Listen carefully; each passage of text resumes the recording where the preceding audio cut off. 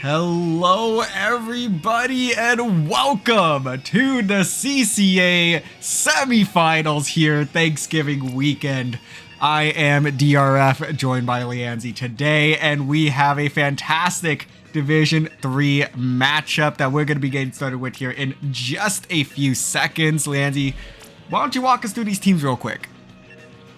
Well, for starters, we have both GMU versus Titans of Alterna Orange, I believe, right? Correct. And in terms of GMU Patriots, they go to George Mason University. For Titans of Alterna, it is California State University, Fullerton. Both of these teams are really, really good in both their Titans of Alterna went undefeated in their group, while GMU Patriots went mostly undefeated, except for their game against Shark Attack. Nice. Well, we're going to be jumping into game number 1 here pretty quickly. And it is going to be Scorch Gorge Clam Blitz. So taking a look at these compositions real quick, what are we noticing? So on the side of Titans of Alterna, we got a Ink Brush, Dynamo Roller, Flingza, and a not custom blaster. It's like S Blast. Yes, that is an S Blast. And then on the side of GMU Patriots, we have a Ballpoint, Vanilla Slosher, NZAP 85, and a Hero Shot replica or Splatter Shot. So both teams are rocking pretty interesting comps right now. They are. It's a very interesting combination of weapons, especially on the side of the Titans, where first of all, these are all weapons that you just don't see a whole lot. In the CCA, there's different people that are known for a couple of these different weapons that we're seeing, but you never see these in combination, like the Dynamo Flingza S-Blast. Like, who runs that? Like, I mean, the Titans do, and so far, it seems to be working out for them to at least maintain mid, but both teams kind of just get a little bit eager here, waiting for an opportunity to get their first score of the game. Nothing happening yet, a minute and a half in. Yeah, just as a pretty consistent neutral on both sides. GMU Patriots just a couple seconds ago were trying to make that push into Titans of Alterna's base, but they just weren't able to do so. In terms of Titans of Alterna's comp, it looks like it is a very defensive-heavy comp, just to keep GMU Patriots just back and keeping that middle part of the map neutral as much as possible until they can make a good push. Yeah, and it looks like with GMU here at least, they are kind of pushed back, lost a fair bit of their clam economy as well. It's only the NZAP that has anything to their name right now, but they're going to continue to just try to play mid here, poke out a couple of players from the Titans and wait for them to play into their hand. So far, it seems like it's kind of working here, but we have now approached the halfway point in this game. Nobody's scoring yet, but these trip strikes might be the token here for GMU to score. They will get it. One power clam in. Is there a follow-up? Nothing quite yet. A player coming from behind. 2 clams going in, and this might be the end of this push, but no! 2 more players go down on the side of the Titans. This push is still on, actually. Lagoon trying to play from above. Deuce gonna be slipping in another power clam there. A big push from George Mason, and it's not over yet. Next finally gonna go down, and alas, this push is over, and it's GMU that strikes first and strikes big here. Yeah, and just with that push, just GMU just able to synchronize with that tri-strike just to be able to quickly push into their base, open the basket, and then just having one ult after the other just in succession. Very good coordination on their part, but also Titans of Alterna just being able to prevent that knockout from GMU Patriots was also really, really, really good. Certainly.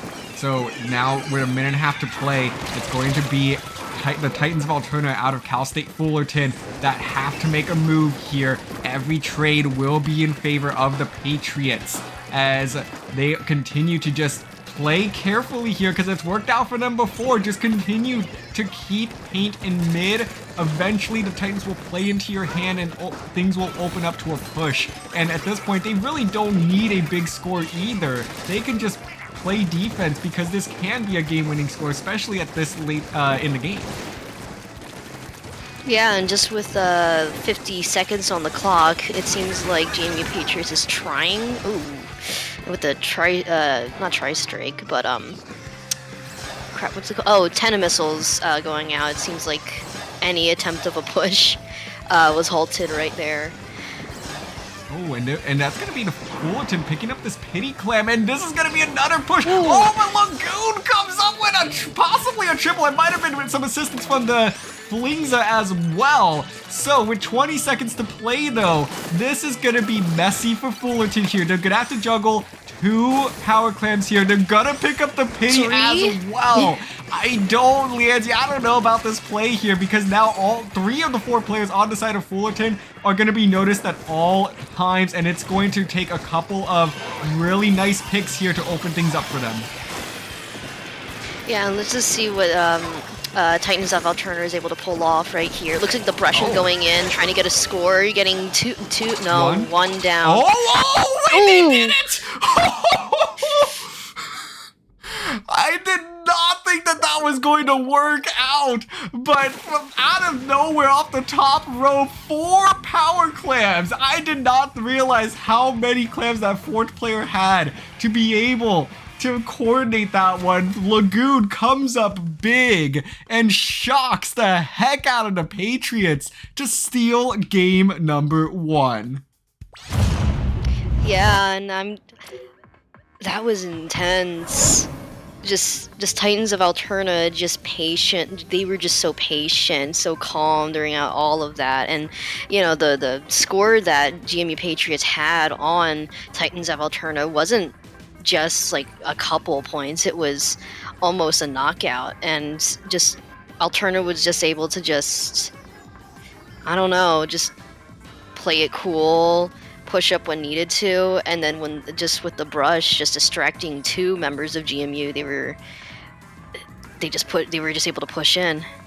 Absolutely, it was a beautiful flank there from Lagoon. The ballpoint really should have just held their ground there and taken them out, but they recognized that there was 3 players coming in from the other side and possibly didn't like the positioning that they had over there, so they opted to rotate, which ended up being the mistake there that Lagoon was able to punish. Especially with a brush like that that's able to move so swiftly, you really can't afford that. You need to shut down those grates, and it was pretty clear that they were coming that way too. So what looked like a very bleak situation for the Titans worked out beautifully. 4 power clams on Scorch Gorge in 1 push. You don't see that very often. You definitely don't, and I believe both you and me know how well brush players can work around a very tricky situation. Just like, you know, when we ever see like Kraken Mare just doing stuff like that. Absolutely. But right now, we're going over to Splat Zones, Barnacle, and Dime. I really like this map. It's really interesting, even though it can be very hard to get back into it once you get pushed out of the zone and subsequently the platform, like the platform nearby the zone. I don't know, I just really like how this map is designed. Yeah, I agree with you. It's a very interesting map mode combination. Like you said, it is lockout heavy, so that's going to kind of be the key in this game for both teams, is how, when you inevitably get 2-3 down, how do you break your way back into the zone? Because if you're able to do that successfully, then you're going to be in a really good spot in this game to consistently give yourself more chances and try to, you know, flip it as well and put the other team in a lockout themselves. And with that, we are right into the game. Let's see what we have here. Okay, on on the side of the Titans of Alterna, we have the Ink Brush coming back out, Heavy Splatling, Flingza, and the Chumpy end zap? Yeah, I mean, based on game number 1, I guess it should not really come as a surprise with how much the Titans are cooking. You know, couple of interesting adjustments here with, especially with that orange snap and heavy edit. Yes, they're gonna get 2 down here, and that's gonna be a third. A little sneaky bomb though is gonna make that one a little bit tricky, but they are in a fantastic spot here to, you know, initiate their first lockout of the game, but it looks like GMU is gonna be very quick to strike back. Yeah, and just with these first whole minute, we just were able to see just how quickly the zone just went back and forth. Those tri-strikes definitely doing the work on the side of GMU, but then also the chumps on the side of Titans of Alterna just being able to, I believe it pushed out GMU in those first 30 seconds, I believe. Yeah. In this, wow, what a parallel there. Both teams getting near equal pushes on their first grab of the zone. 72 to 71 remaining. The Titans will get out of the penalty. Now the question is, how far will they expand their lead? It's probably not going to be very far with that double off the Zuka. And this will be the zone flipping back in favor of GMU. However, the Titans back in very, very quickly here, and this will be a neutral zone as both teams play a bit of tug of war here in mid.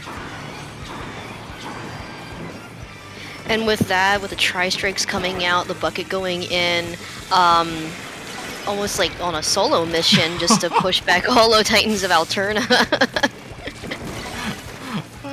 The Titans don't want to give him this lead. Like both times so far, they have stopped this zone when GMU has gotten within 1 point of taking the lead. This Zuka's gonna come out now and pick up one big pick on Pinecone. And this will very likely be a lead flip in favor of GMU. This time, Fullerton is not around to get the stop, and the pressure is on. They are really looking for that ink brush right now. Oh, and they get him. See what they can do. The tri-strikes come out, trying to still keep them out from the zone, but GMU Patriots now in the lead. Flingzarola trying to do something. The chumps come out. This bucket is just surviving the impossible right now. Not anymore. Hey, they were doing it for some time though, but it will be Cal State Fullerton that gets back control of this zone, and they let a big lead kind of slip there. So now it's GMU that will have to work their way back to the zone. They're in a great spot to continue to contend here, but they're gonna have to take good advantage of this. Zuka not gonna be able to find any value, losing to Slosher as well. It will be Cal State Fullerton on main control here, pushing back the members of GMU. And a nice trade there, but it will be GMU that kind of wins the favor here, getting control of the zone. But a lot of pink paint on the ground right now, making it difficult for GMU to work on that hefty penalty that they have. And with this just tug of war back and forth. Oh, and the tri-strikes come out on the side of GMU. 2 go down. Oh, and the bucket is trying to 3. A huge play there, pulling up. Does he get a quad? Page out of the Krakenmayer book, trying to sneak their way over to that 4th player. I think they want the quad. They're gonna get it. They're gonna get a beautiful quad there from Lagoon, although pretty delayed. We're still gonna count it. A beautiful job there to get Cal State Fullerton back into this game, and they're not done yet. 6-piece for Lagoon. Yeah, and with that, it looks like just GMU just trying to get back into the zone, but it seems like whatever that brush was cooking was able to, give them the lead and possibly the knockout here. Yeah, GMU's gonna have one last shot here, but losing a player is going to be the nail in the coffin of game number 2 as the Titans take an early advantage, lose it, but come back in stunning fashion there off big brush plays from Lagoon once again to give him a 2-0 lead. Yeah, and just that brush player that Titans of Alterna have. Both both games that Brush was able to come in real clutch in like the last minute. Yeah, Oh my they certainly gosh. did. I mean, I call it a six-piece like there, because that was absolutely crazy to be able to just strong your team back into that game. Phenomenal job, Lagoon, again being an MVP for this team. But it's all credit to their teammates as well, because they know as a team exactly what each other is capable of. You know, Lagoon definitely struggled there in the first half, but once they finally got a couple of those quick picks off of what I believe was actually a jump in too. They jumped in, got two very quick picks, and turned that, you know, into an avalanche there. Their teammates knew exactly, hey, Lagoon's popping off now, everybody push up, and we are going to support this brush to do whatever they need, because if the more paint they have to move around, the bigger you know, the splash is going to be, and they'll be able to, you know, just run away with that game and the lead like they did there. Yeah, and with that, what's next map mode again? Yeah, so I'm not. all good. The next map mode is going to be Tower Control Museum de Alfonsino. So that will be the next map mode here. We've seen this one a few different times this season. So it's kind of, you know, Tower Control Museum is certainly an interesting one where it really is kind of just back and forth for the first two checkpoints. But then after that, it really starts to avalanche, and you have to be very, very, very careful on the defensive end, because as soon as you let go of that second checkpoint, things can spiral out of control. But you get a lot of kind of these coast to coast type pushes that will be a lot of fun to watch if both of these teams can solidify their defenses. Yeah, and just with this, for me with Tower Control Museum del Alfonsino, I just remember that the third checkpoint is also very, very chokeholdy, if that's the right word to say. There's a lot of action, there's a lot of bombs, I believe, that get thrown onto the tower. Just a lot of action, a lot of chaos that happens within that latter half of the mode. But in terms of just like, you know, when you start, it seems like you will need really good mid control in order to push the tower past, you know, the first checkpoint, second checkpoint, but by that point, you're pretty much, I don't want to say you're pretty much golden, but I don't really play this mobile that much, unfortunately. But from what I can remember, you just need a lot of good teamwork. Yeah, And a lot of coordination. Yeah, I agree. You know, that's probably gonna be the key for both of these teams, is to, you know, be very clean with your coordination. So it looks like that both of these teams are working out, trying to fix some audio issues, is what we're currently hearing about. So we will have a slight delay here, but in case you are not getting enough CCA action right here on the CCA Twitch channel, over on Vapor's YouTube channel, there is a Division 4 semifinals matchup going on right now versus between Splatlanders and Goomies. We're going to go ahead and do a live look-in over there real quick.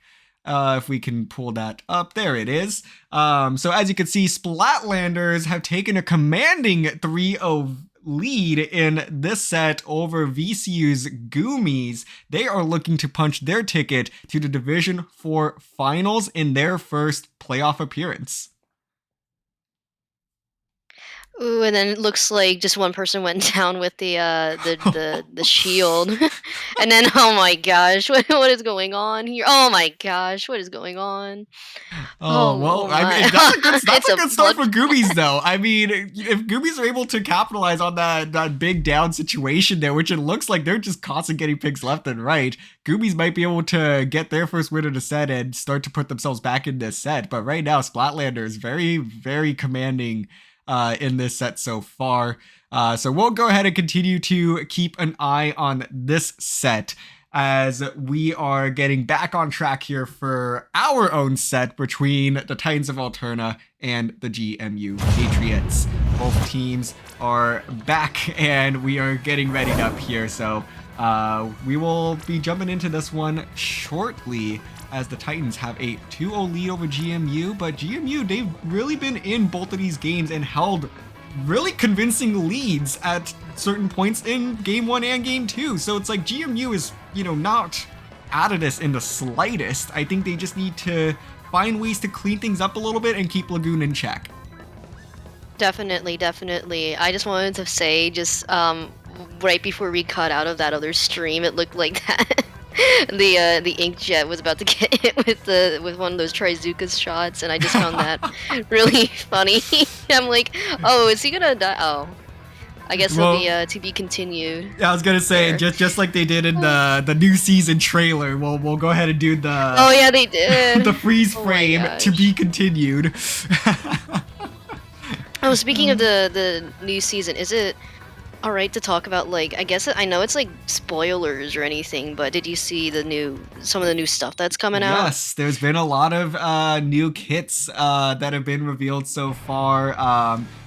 And what will be interesting is that those kits are legal in the division finals, because all division finals will happen after the season update. So it's going to be really interesting to see if anybody is gutsy enough to bring them out. But in the meantime, we've got a couple of gutsy picks here, Lianzi.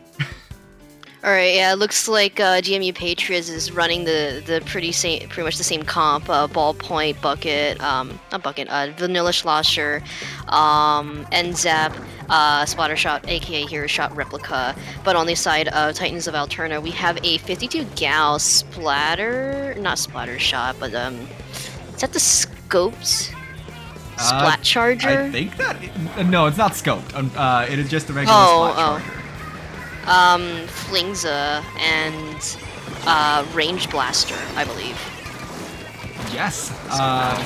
So again, it seems like Cal State Fullerton really trying to flex just how versatile their weapon pools are.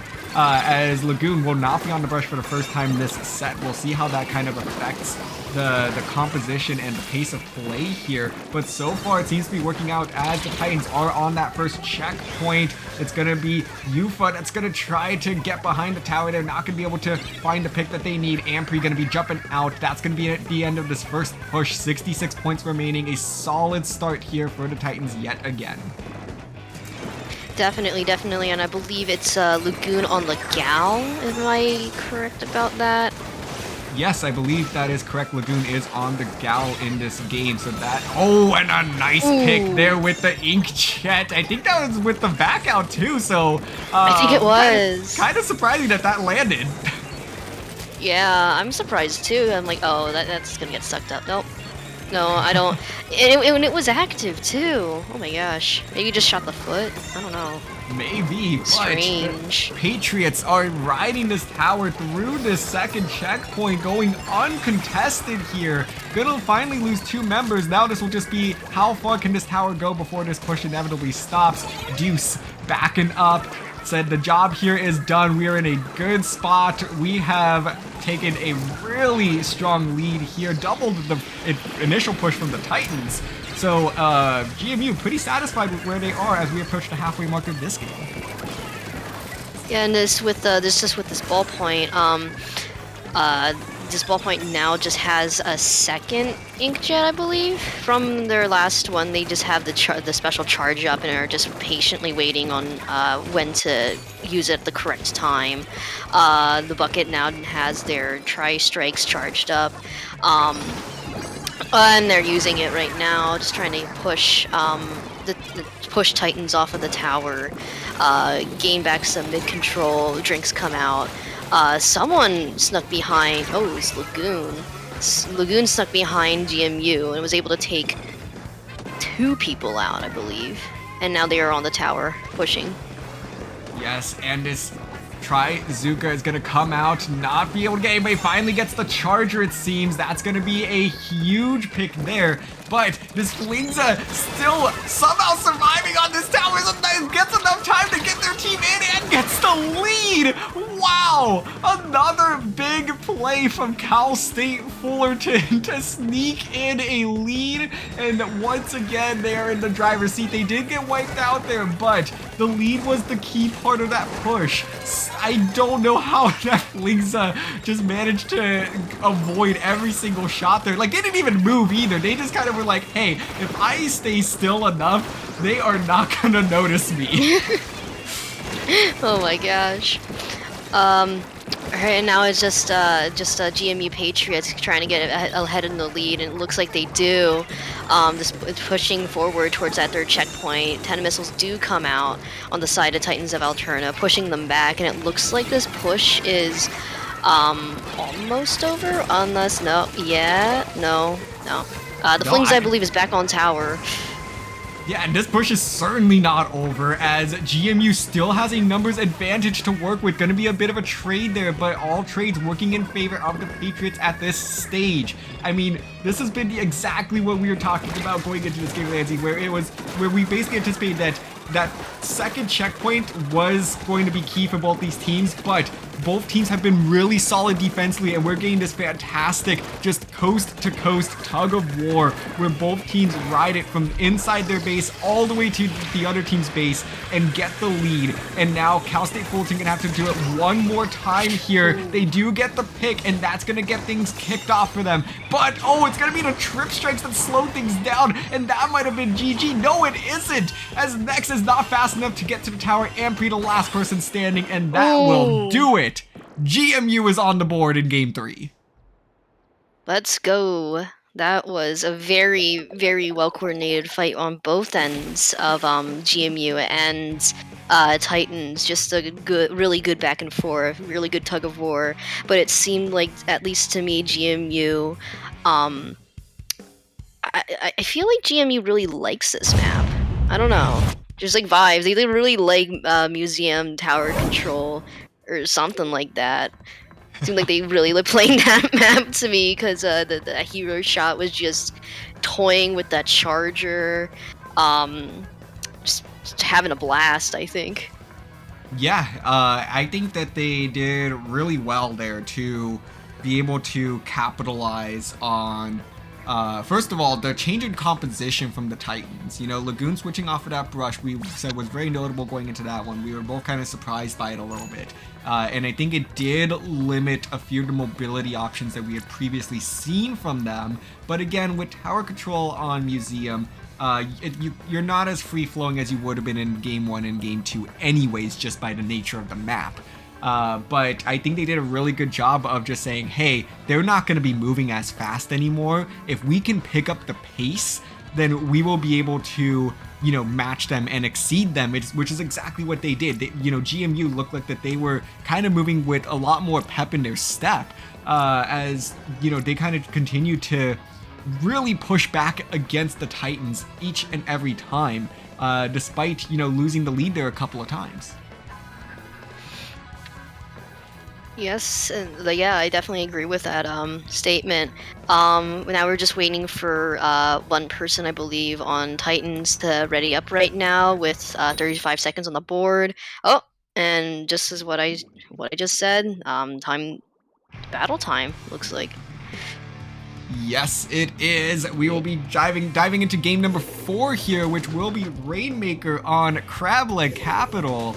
And once again, taking a look at these compositions, it looks like we're going to be getting a little bit closer to what we saw in game number 1 with that Dynamo Flingza brush combination. Kuro going to be sticking to that blaster that we saw in the last game.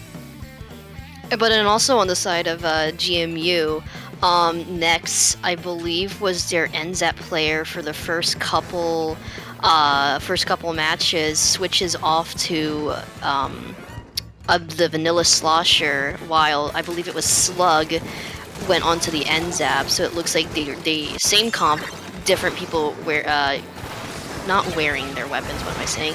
Using weapons. Well, GMU off to, you know, kind of a quick start here, trying to take advantage of, you know, grabbing the Rainmaker as early as possible, but they're going to lose 3 members there, and it's going to be the Titans of Alterna that grab this Rainmaker, quickly flip it into a checkpoint, but in this map mode, checkpoint really does not mean a whole lot. And no, yeah, I agree with that. Just how quickly you can pick up the Rainmaker, how quickly you can get a really fast lead, not only because it's Rainmaker, but because of, ooh, and Ballpoint takes the Rainmaker and is just booking it to their checkpoint. But it was stopped by the Blaster. Blaster goes down. Oh my gosh, it is a bloodbath. That was an excellent splat bomb there by Nex on the Slosher there, able to throw it up and hit the shield to shut down Lagoon. And this will be GMU that continues to maintain solid position here. All members of Cal State Fullerton trying to play these greats. The NZAP gonna dive underneath, able to take out one, but it's a trade after all. And now multiple members diving in from the Titans. They're gonna try to keep this Rainmaker here, try to force the reset. Deuce gonna jump out onto these greats, see if they can try to command that great, but no, this will be a reset. But with a lot of this blue paint on the ground right now, this could be a good opportunity for GMU to get this first checkpoint. But will they get there in time? Yes, they do. They're gonna lose their life for it, but it is worth it. Yeah, but with the GMU's positioning, they're just trying to now break through Titans' defenses, but with just Titans' comp, it's really hard to do that. Just the crap to the ink being flown at you. Their ranged blaster, not ranged blaster, but the blaster just covering like their lack of range at times, and just Lagoon with the brush doing what brushes do best. Well, Lagoon is the one picking up this Rainmaker now. So they do lose a little bit of mobility here. Gonna have to try to get off these greats ASAP, but not able to do so. Fantastic play by Nex on GMU to stop that Rainmaker in its tracks. And now, oh, a nice shot from the Blaster is going to cause GMU to go a member down, make it 2 now, and Lagoon gonna pick up this Rainmaker. I don't know if anyone's gonna be able to stop them. No, the jump outs have to come out here, and that's gonna be a move all the way down to 29 remaining. And Cal State Fullerton once again builds up a notable lead here, but hey, we've seen GMU fight back every single time, and they were successful in game number 3. Will they be able to do the same here in game 4? Yes, let's see if GMU can turn the tides and what am I trying to say? Turn the tides and gain back the lead, just like Titans did to them in the first 2 games. And it seems like they're so close. They're so close to that, and they get wiped. Oh, the killer, all 6 beams of that killer whale were locked on to that shot. They were not going to be able to go anywhere despite their best efforts. And Cal State Fullerton going to try to put this Rainmaker in the corner. And they said, hey, we're going to just try to play lockout here for the next 45 seconds, able to get 2 picks, make it a third, make it a, I think that might have been a delayed wipe. So Cal State was in a fantastic spot here. GMU going to have to get a couple of good picks here and somehow drag that Rainmaker out. Probably just go for a reset even, but I think in that position, I don't know if they will be rewarded a reset. I don't even know if they can do that with, or even like just to add on to that, with almost like 10 seconds on the board right now. I don't even know if they can even do the reset. I think they're just trying to wait for, and they're just trying to wait for something like this to happen to pick up the Rainmaker before overtime. Oh no, and Deuce. Oh, I thought he was gonna get separated for that. Oh, and the brush! It's gonna come in and get the shutdown there, and Titans of Alterna will grab game number 4 here in this best of 9 set. GMU though looked fantastic in those closing 15 seconds, got every single pick that they had asked for and more, but ultimately just not able to move fast enough, get into those key positions. I mean, and that's kind of exactly what the Titans of Alterna had designed there by putting the Rainmaker in such a difficult spot to work with. So that was, just by the Titans' design to make it difficult. But GMU, all things considered, played that really, really well with all the cards stacked against them. And they definitely did. Just a quick update. It looks like for Division 2, Coastal Squid Surf beat IVC Diamond Rays 5-1 in their semifinals playoffs. That's really interesting, yeah. I was not aware that Div 2 semifinals were going on right now. So, well, congratulations to Coastal Squid Surf, as they will be the first Division 2 team to make it to the finals. And actually, we're going to go ahead and do a quick little look in over to that other match that was going on Vapor's channel. It looks like the Splatlanders from New Jersey Institute of Technology complete the sweep and punch their ticket to the Division 4 finals, where they await the winner of UCSD Esports Navy and the Seminole Cephalopods. I believe gold. They have two teams. I always mix the gold and garnet. They're very similar. Yeah, I believe I gotta figure this out because on my side our basically just a little goofy name. It's not our official name, but for low ink for my low ink team, it's basically just PSU plus two other schools.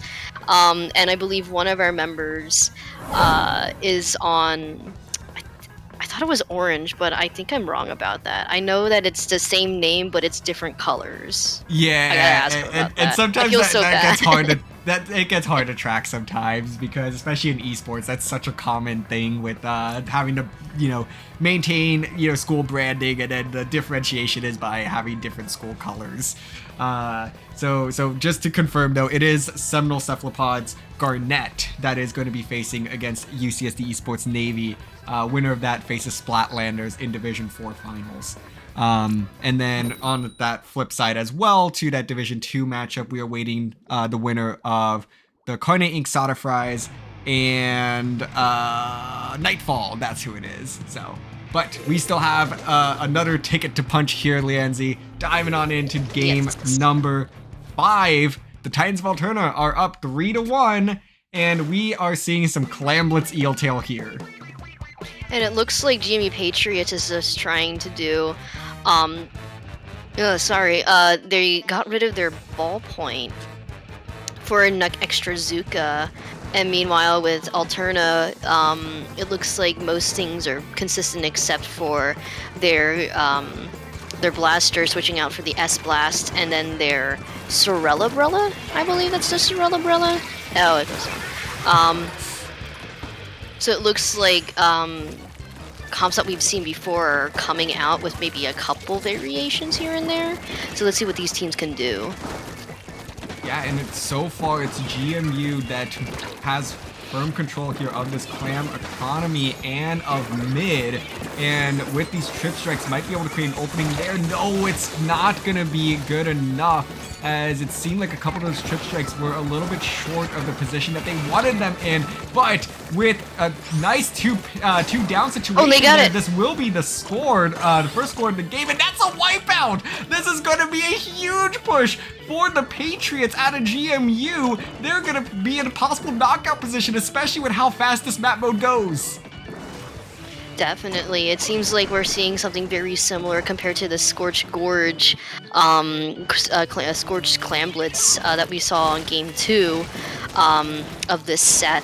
Just GMU getting a really big lead, while Titans of Alterna is just putting on a, putting on the best, I am blanking right here. What is going on in this match? All good. Yeah.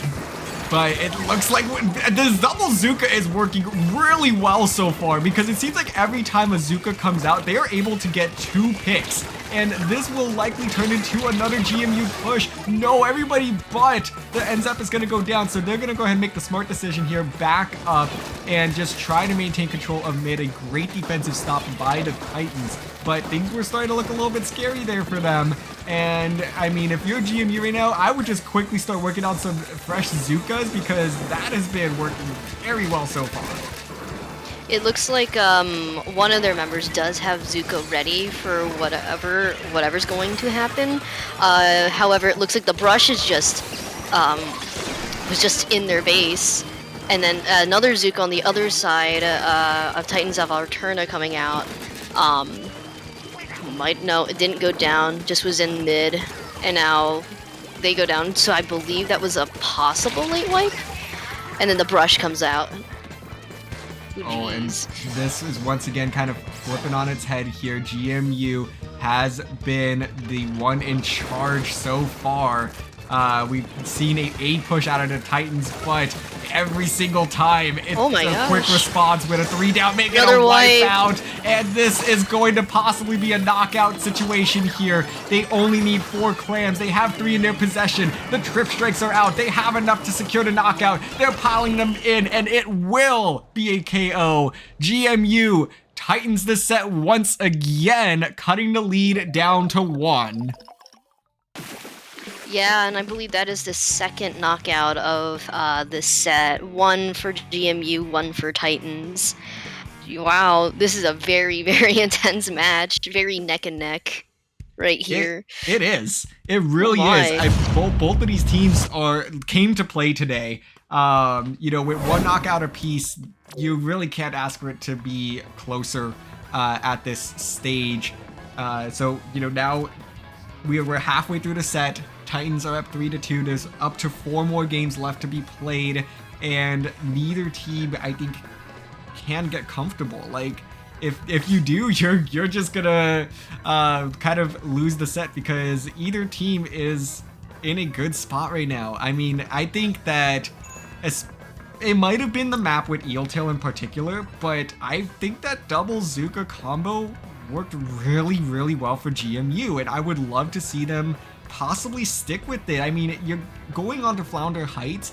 Yes, you risk having no range to work with, but if they're able to kind of just pound out those Zukas the way that they did on Eeltail Alley, I think that'll give them a really good shot here. I really liked how that composition worked.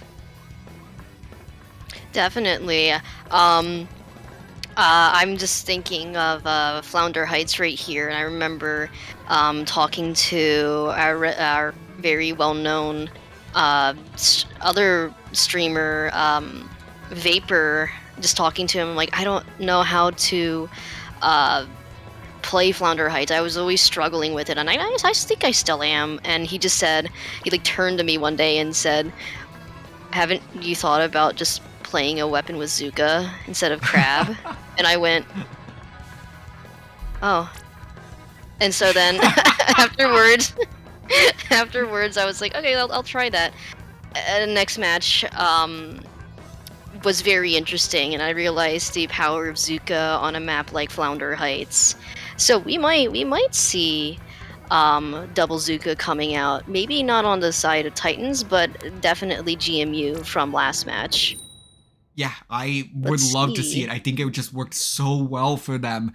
And, you know, Flounder is definitely a very different map compared to Eeltail, but it really helped keep everybody in check here. So let's take a look here as the Titans are going to be mixing it up. And yes, they are going to stick with the double Zuka, but they're bringing out a Tri-Slosher Nevo and a Junior. And this is a great composition for GMU. I love this so much. You maintain the cooler, but you get a little bit more range with those fizzy bombs in, and that bubble is going to be huge to try to get their teammates back into their respective zone and to, you know, kind of keep some aggressive pushes, some aggressive positions, especially since you're going to possibly be outranged by 2 weapons on the side of Titans.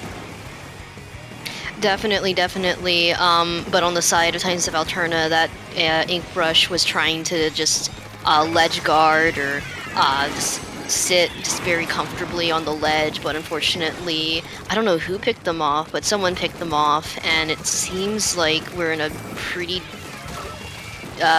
consistent neutral state on both sides. Very chaotic. I'm not gonna lie, it's very chaotic. But from what I can see, is neither team wants to. Oh my gosh, and they got it for a little bit. No team really wants to let up right now. Yeah, the fact that a total of 4 points have been scored between these two teams in the first minute and 15 seconds is absolutely crazy. Neither team is going, completely down. Nobody's able to get full control of either of these, of both of these zones at the same time. Because even when you lose 2 members, the other two do a fantastic job of just maintaining position, like the Titans are right now. Like, there's no reason that the Titans should have been able to maintain that position there. Like, that should have been so easily punishable, but they did such a great job of just dancing around the members of GMU to keep this zone alive. And that's gonna be the end set that has to be forced back. They're gonna try to get some jumps in for their team, but it's not in a great position here as Lagoon is a little ambitious, and GMU is going to be in a very strong position now to run this scoreboard down. And definitely, it looks like GMU is just running with what they got right here, just holding good positions. It looks like Nex previously was trying to do, I don't want to say hero play, but just something similar to what Lagoon has been doing to their team for the entire game. And unfortunately wasn't able to do anything, but then quickly adapted with and then this Charger is just hitting like 90 degree shots right now. the adaptation. Yeah, I don't think the bubbler was up. It was like right before. It's like how the splash wall goes up. Yeah. So perfect timing. Yufa goes down. Oh my gosh. And then this brush. Able to brush get the is trade just constantly.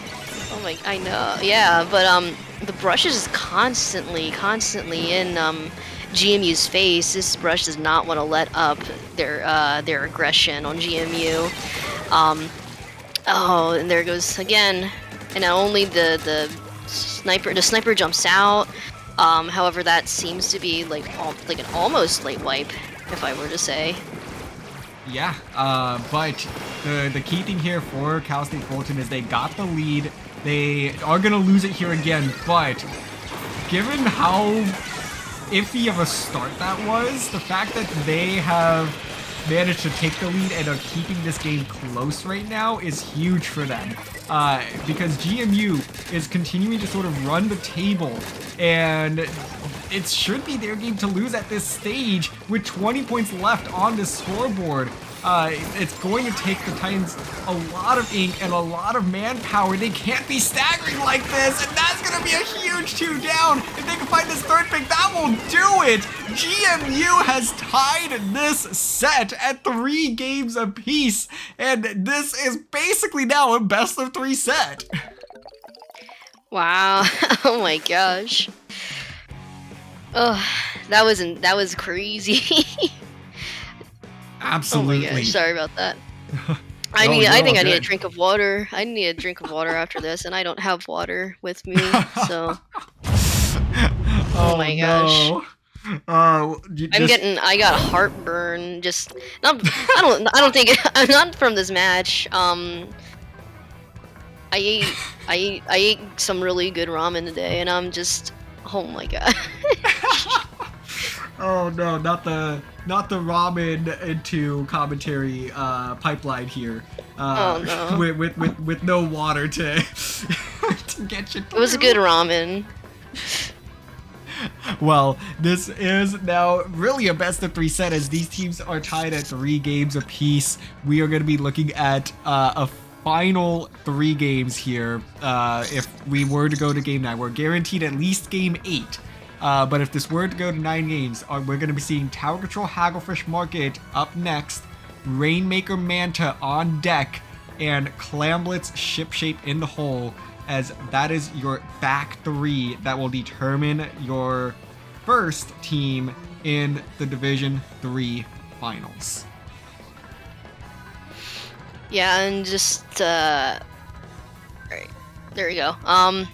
So just with TC Hagglefish Market right here, if I recall correctly, It's a lot more spread out compared to Museum, a lot more space, I think, to work with, especially with like checkpoint 2, checkpoint 1 and 2. But in terms of 3, it's like basically right near the end, if I recall correctly. It is. It basically that last checkpoint is right around the 10 to 15 point remaining mark. Give or take a couple points, but yeah. So that's basically. So at least for me as a commentator, I like to use a phrase within tower control, the oh no zone, as I like to call it. Where basically this is one of those maps that final checkpoint is the oh no zone, because if a team gets there, you might as well wrap it up, because that is so difficult to defend. It typically results in a knockout, and you want to do everything in your power to prevent that checkpoint from getting away from you, because at that point you might as well call it a game. It's so difficult, but it's been it's of course not impossible. You just want to make sure that you're throwing everything in the kitchen sink at that last checkpoint defensively. So that's going to really kind of be something to watch out for between both these teams, as that last tower control game that we saw on Museum was a very high scoring effort from both sides. We saw it going back and forth, leads flipping consistently. I have a feeling that we're going to be getting a very similar, play-by-play here. And it seems like here, GMU just pretty quickly readied up right here, and we're just waiting on just 2 members of Titans. I wonder if like the double Zuka comp is just gonna be something GMU just goes for the rest of the game, rest of these games, because it seems to be working out really well for them right here, especially since backlines tend to sit onto that tent. And from all the times I've watched or listened to Vapor's commentary, I watch a lot of Crack and Mirror streams just whenever I'm bored, and I always hear him say, "The Zuka got me!" Oh my gosh. I mean, and that's just the nature of the meta that we are in right now. But I agree with you. I think that that GMU just needs to run this double Zuka comp until it just isn't working anymore, until the Titans come up with a very effective response to it. And yeah, we're gonna see that here yet again, although it's gonna be the vanilla slosher that's gonna come back, plus the NZAP. So switching back to what we saw 2 games ago, and it seems like that the Titans are gonna mostly be sticking to their guns. What worked for them in game 1 and what they tried to run an eel tail but didn't quite work out for them there, they still feel confident in this composition. Yeah, and then we just see right here Lagoon trying to look for a pick right now, while the rest of the members are just trying to paint the ground, keep a consistent neutral on both sides. And we see here on someone goes down on the side of Titan, and Nex gets 2. Oh my gosh. Oh, and this is just a bloodbath right now. We can't even get to anybody's perspective without them dying here, as Ampri is going to be utilizing that Dynamo to try and just maintain some control over this tower. I do like this Dynamo Blaster combination. It is going to be very difficult for GMU to get a really sustained push on this tower if both of those weapons are up. And so far, it's working out well, even though the Titans have not gotten any points on the board yet. To keep GMU from making any, meaningful effort here on the tower has been huge for them so far. Yeah, but just with you saying that right now, it seems like Titans of Alterna is getting a little bit more mid-pressure right now, as Lagoon just gets behind, just makes a really good flank on GMU, as now Titans of Alterna are in control of that tower, and it seems like they took the lead. They do, but they do not get that first checkpoint. They're going to go ahead and let that one go. A couple of jump outs as well. So this push is over, as GMU now going to be getting on this tower, trying to use some of these trip strikes to open things up for them. Not able to pick off Lagoon though, but here's that Blaster Dynamo combo that forces Slug to back up and a nice defensive stop yet again. No additional points scored by GMU at this stage, but Slug gonna continue an aggressive position here. Gonna get shut down. Deuce also forced to back up here, but in a solid spot nonetheless. If they could build up this Zuka, that's what's gonna continue to be the key for them, and they're gonna pick off the Flingza. A nice pick there, but again, Dynamo Blaster is the key to shutting things down here in this game. Lagoon gonna be pesky as always, but those are the two weapons you have to watch out for. But unfortunately, the Blaster and the Dynamo just got separated. Dynamo has unfortunately went down. And right, we see here Lagoon getting, was that a double? That might have been, I think it was, as they are going to continue to, get stop after stop here, not letting GMU pass that 85-point mark. And now, with 2 members down, they should be able to get back on this tower and start adding to their lead. The Slosher dancing around this pillow, trying to shut down the Blaster. Somehow able to survive long enough there, but not going to win that battle. This first checkpoint will finally go down. I don't think I've seen a game that has gone this long on Hacklefish Market without a checkpoint getting taken down in 3.5 minutes. But hey. Oh no! Did the Flings try to crush the end zap right there? Oh I think so. Anyways, we see here on the GMU just trying to push into Titan's base right now. Zuka coming out in and they were able to get a pick. I wasn't quite sure about that Zuka placement, however.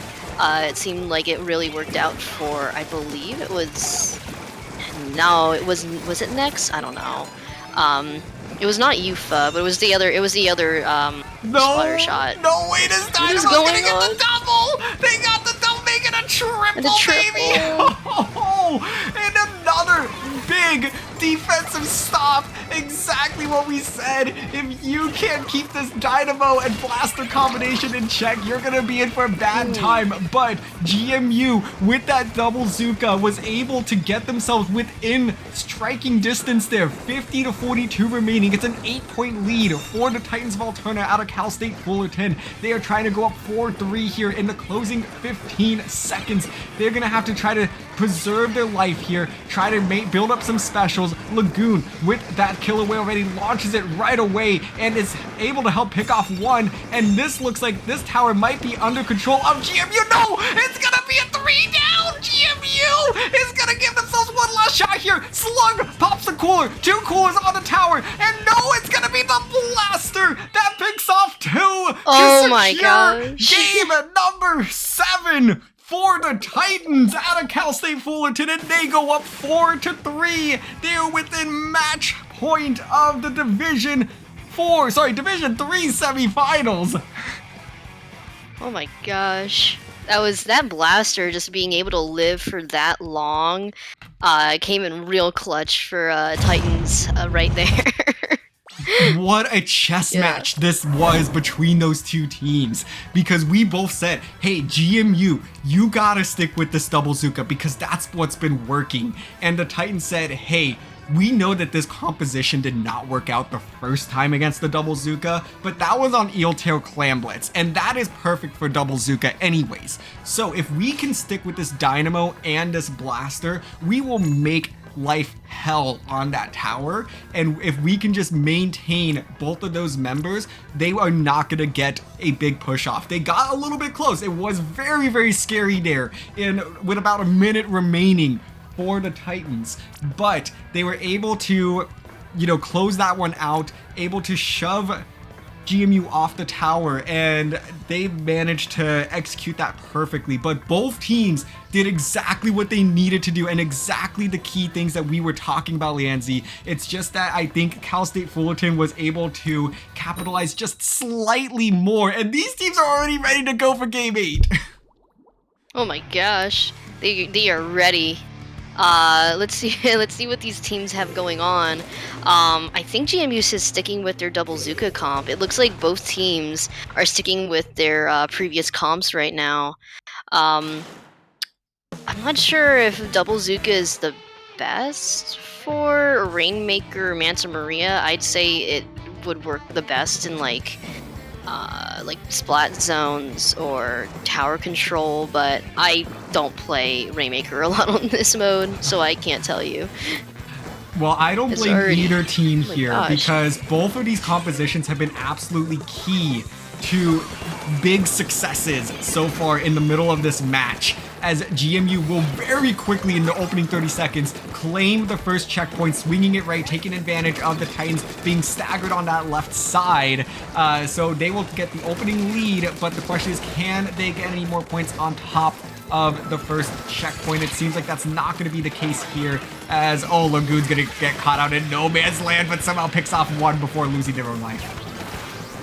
Yeah, and then just with Deuce right here, just trying to throw his Zuka out. Wait, was that Deuce? Yeah, that was Deuce throwing his Zuka out. Another Zuka comes out on the side of GMU. Rainmaker resets, and then it looks like Lagoon dropped down, but regrouped with their team. And now we're just in a pretty neutral state, possibly a pop from the side of Titans. Yes, they will get it there. And now trying to see if they can find an opening on that right cut, but not going to be able to do so, losing 2 members here. But the Blaster will find one in exchange. They did have Cooler online, I believe, so they were very quick to be back in the action. Dynamo going to go down. Yeah, Lagoon's on the flank right now. Oh, that's going to be huge for them if Lagoon can find something. Lagoon's just going to pick up this Rainmaker and run with it. Oh, a sneaky play, but is going to get called out before the checkpoint is claimed. Oh, and another one goes down to another Zuka. It seems like this mode is definitely what we've been seeing throughout all of these games. A very big back and forth. Oh my gosh. What? And Lagoon just on the... What is going on? What? What is run? What is going on? Where did they even go? Lagoon is just consistently on the flank of GMU. GMU has to shut down Lagoon in order to get, not to get anything done, but, just to get Lagoon off of their flank and out of their, just out of their base, basically, for them to even get, a really, really, really big push right now. Oh, and that's a checkpoint shutdown, but it costs 3 members from GMU to get the shutdown, but they get another one. It only takes 1 person to come up with a big pick. No, Titans are going to try for a 3rd time. 3rd time is the charm indeed. And now if they could just get this pop and grab the Rainmaker, they will be able to get the lead as well. But it is going to be a very difficult situation as GMU puts all of their eggs in this basket here. And Pinecone will pick up the Rainmaker. It is lead for the Titans. Less than 2 minutes to go. They are at match point, trying to get to the Division 3 finals. GMU has to come back here yet again. Yeah, and it seems like GMU is just trying to get mid-control right now, trying to scout out possibly Lagoon, just to make sure that that brush does not get behind them now, as it looks like they're trying to push up through the right, maybe? I think so. But it seems like so, yeah. Oh, maybe. Oh, that's huge. Ooh, 3 down. Is anybody here? Yes, it's the Blaster. Oh my gosh. The Blaster's gonna come up with a big pick there. And no, that's a delayed wipe though at the same time. So now if the GMU can just get this pop, but nobody's around to grab it. Finally, Deuce able to get up next, gonna be joining them. They're gonna leave this Rainmaker here for now until they can safely grab it and get the lead here. Yes, they will. 6-point lead for the Patriots. And now the Titans have 37 seconds to respond. Someone's on their flank, though. Someone's on the GMU flank, I think. Yes. Yes? No. No, I think they managed to call that one out there. So they do lose the lead. The Titans have one last chance here to respond. I think they do have an opportunity to go down and repop. And note, a disconnect. Oh, absolutely brutal. But the Zuka is going to come in and try to save the day. way! It looks like GMU will have 10 seconds and 3 members to try to send this to a game 9. Everything is being thrown at this Rainmaker. Lagoon's gonna pick this one up and then just draw it back. And losing everybody in their path. Lagoon's the last one standing. The 3 members of GMU running down Lagoon, trying to pick up this Rainmaker. They will send this to game 9. Oh my gosh, GMU, you're actually gonna make my heart burn for real tonight.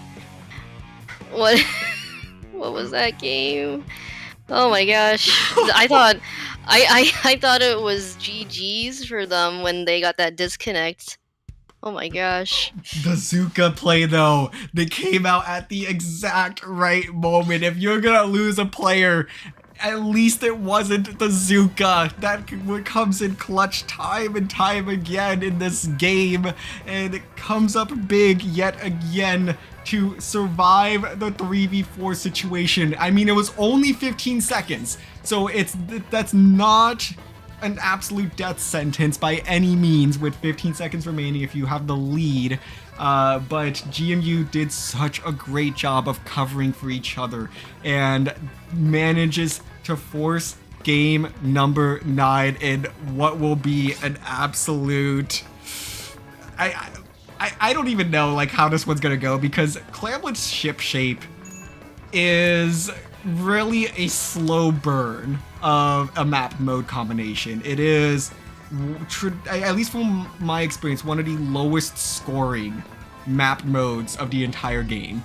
And definitely, this is going to just be, I don't know the right word to describe this, but you know, it's really just gonna kind of be a slow and steady burn. Like, both teams are gonna have to be very calculated in the punches that they, you know, take here, and you can't just be very reckless, because otherwise a reckless push on your end is exactly what the other team needs to get the score themselves. So I think both of these teams really anticipate a slow start here, as we've seen in a couple other games between these two, but especially here because, I mean, it's game 9, everything's on the line, neither team wants to be the first to make that mistake.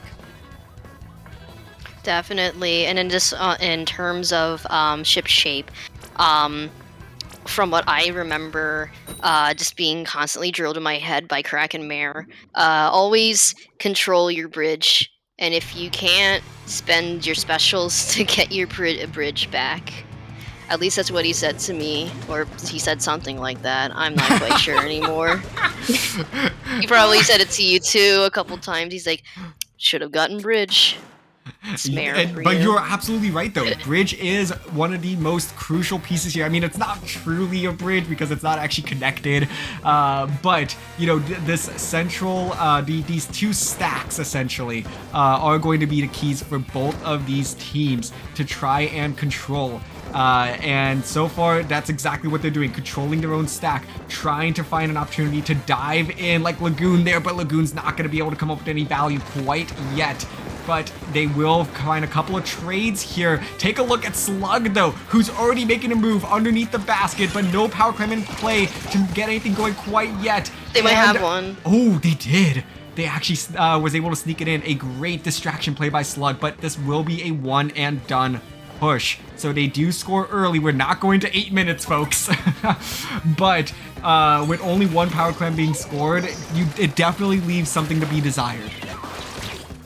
Definitely, and then I don't know who was on the Titans bridge, but it looks like GMU has both bridges just under their control. Oh, and a double from the splat bomb. It looks like. Oh my gosh, this is a bombardment of GMU. GMU is just prepared to take this game right here. Yeah, GMU has come out swinging in game number 9. They have done everything right so far in the opening minute and a half and have punished the Titans every single time that they have made a move back into mid. And this is going to now be an uphill battle for Cal State Fullerton. They've done it before though. We've kind of call back here to game 1, game 2, where that was the story time and time again, and 3 members down on either side. And it's gonna be Nex that comes up with the final pick there. Everybody jumping in from GMU. Both teams are going for a bit of a reset. Yeah, and Nex was looking for that kill on a brush right there, just because seeing how low that brush was, just running for the hills. But now it looks like we're on a we're back to a neutral, maybe not. Not quite. No, I lied. Oh, wait. Oh, no. Nex is just okay. Nex, just Okay, cooking. Nex. Just keep cooking. Next, have yourself a game, and this is the right time to do so as they continue to come up with pick after pick here. Finally, he's going to get shut down there, but their teammates continue to hold the Titans at bay here.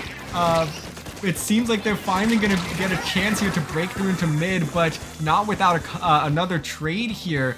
So, given everything that's kind of been shaking down so far, the Titans, the fact that they have control of mid right now almost feels like a miracle, just because GMU has been so aggressive and has done a great job of not letting them get there, because they consistently are going 2 members down. They get jump-ins, but they get picked off right away, and somehow they're still in control of mid. You gotta tip your hat to them at this moment here, but they don't have any clams to get anything going. Hopefully they will soon if you're a Titans fan, but right now things are looking a little bit iffy for them. Looks very that Zuka almost took out the Dynamo right there. It's very dicey on the side of Titans right now. They do have more clams than GMU, as 2 members of GMU went down just right about now. Oh, and they were able to make it. Oh, but they do get the power clam, but only 2 more clams on top of that as GMU comes up big with a stop.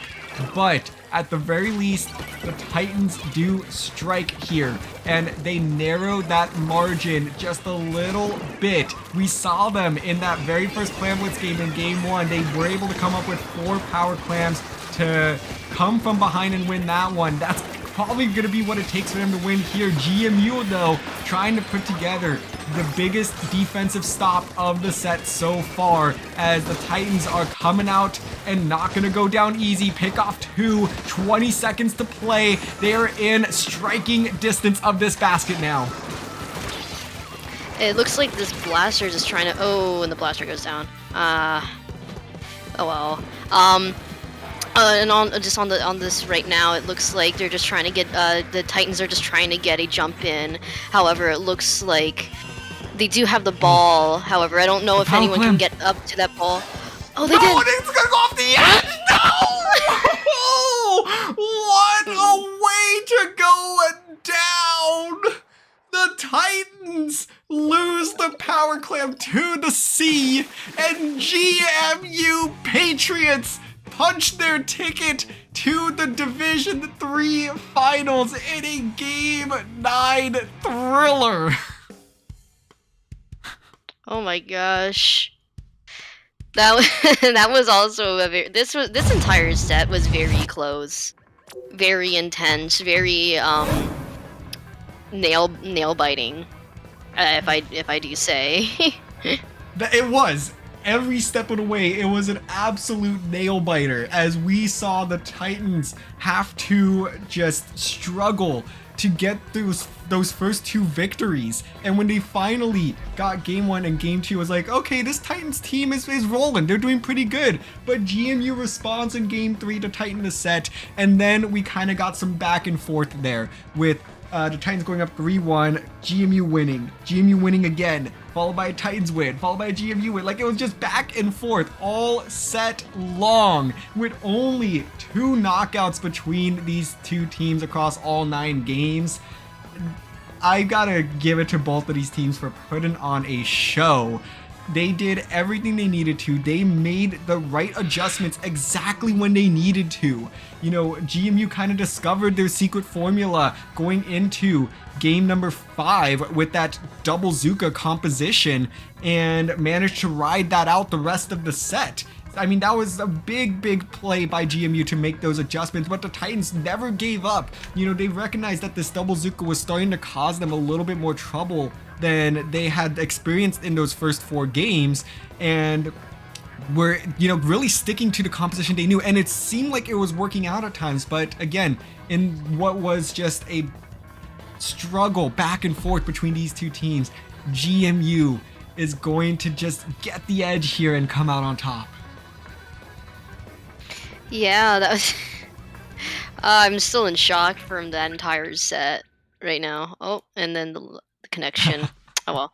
Um, yeah, I just feel like we were kind of watching like an immovable object versus an unstoppable force. Yes. Not in like, I don't know if that's the correct way of describing it, but especially watching just the first few games, it looked like, you know, GMU was the uh unstoppable object, while Titans were the immovable one. Yeah, certainly. Just phenomenal showing from both of these teams. They really put their hearts into this set. They left it all out on the turf here. And I'm very pleased. I don't know. Just as a commentator, as a TO, I'm very pleased. You really can't ask for anything better than a 9-game set in the semifinals. So the Titans, though, they're not done yet. They will go and compete in the 3rd place matchup. GMU Patriots, though, are contending for their first division title in their 3rd season in the CCA. They will be playing the winner of Death Roll versus WPI Grizz Co-workers Union. That is bound to be a great set, as well, as both of those teams have really big players that have made noise all season long. So be sure to look out for that one. That match is going down on Tuesday. We will do our best to bring that to you. So be on the lookout for some spectator announcements. So with that, I believe that's going to do it for us here tonight. Lanzi, thank you so much for joining us today. Go ahead and plug yourself. Where can the people of our chat find you? Oh, I guess you can find me mostly on a Discord. I also have a Twitter handle that I barely use or even talk on, but it's minminpoke8 on Twitter, or X as it's now called. Um, but those are basically Discord and Twitter where you're most likely going to find me. Awesome. And for me, you could go ahead and find me on Twitter at DRF_Splatoon and on Twitch, TritonDRF. But per usual, you could find me right here on the CCA Twitch channel covering all things collegiate Splatoon. Congratulations to the GMU Patriots for their ticket to the Division 3 finals. We will be bringing you more semifinals action at the start of this week and all of the division finals this upcoming weekend.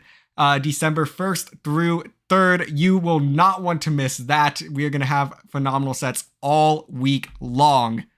Thank you all so much for watching, and we hope to see you at the next semifinals match.